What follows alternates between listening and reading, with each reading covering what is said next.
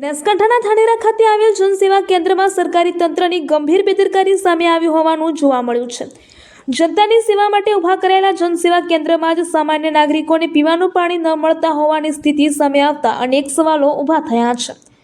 સ્થળ મુલાકાત દરમિયાન પીવાના પાણી માટે મૂકવામાં આવેલ પરબ અને માટલા સૂકા હાલતમાં જોવા મળ્યા હતા। વિવિધ કામો માટે દૂર દૂરથી આવતા લોકો તરસ छिपाવવા માટે પાણી શોધતા જોવા મળ્યા હતા। એક તરફ જનતા પાણી માટે વલખા મારી રહી છે, જ્યારે બીજી તરફ કચેરીમાં બેઠેલા કર્મચારીઓ માટે મિનરલ વોટરની વ્યવસ્થા હોવાના દ્રશ્યો જોવા મળતા લોકોમાં ભારે રોષ ફેલાયો છે।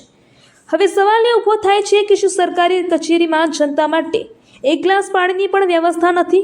શું માત્ર કર્મચારીઓની સુવિધા જ મહત્વની છે? જનસેવા કેન્દ્રમાં આવતા વડીલો, મહિલાઓ અને દિવ્યાંગ લોકોને પણ પાણી માટે હાલાકી ભોગવવી પડે તેવી સ્થિતિ જોવા મળી રહી છે। આટલું જ નહીં, જનસેવા કેન્દ્રના બાથરૂમ પણ અત્યંત ગંદકીથી ખદબદતા જોવા મળ્યા હતા। સ્વચ્છ ભારતના દાવા વચ્ચે સરકારી કચેરીના શૌચાલયની આવી હાલત અનેક પ્રશ્ન ઊભા કરે છે। આ પણ ધાનેરા જનસેવા કેન્દ્રની અંદર અરજદારો અને મુલાકાતીઓ આવી રહ્યા છે, તેને પીવાના પાણી માટે બહુ મુશ્કેલીઓ પડી રહી છે।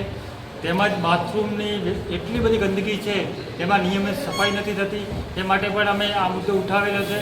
તો આજે જે કર્મચારીના કેબિનમાં પીવા માટે આરો પ્લાન્ટ છે, પણ અરજદારો અને જે અહીંયા મુલાકાતીઓ આવે છે એમના માટે પાણીની કોઈ વ્યવસ્થા નથી।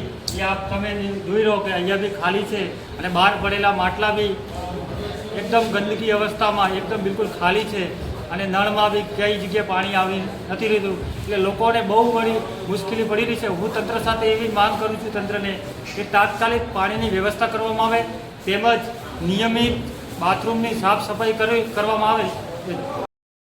ના કારણે રોગચાળો ફેલાવાનો પણ ભય વ્યક્ત કરવામાં આવી રહ્યો છે। જનતામાં ચર્ચા છે કે જવાબદાર અધિકારીઓ કચેરીની અંદર બેસીને માત્ર કાગળો પર જ વ્યવસ્થા બતાવી રહ્યા છે, જ્યારે વાસ્તવિક સ્થિતિ કંઈક અલગ જ ચિત્ર રજૂ કરી રહી છે।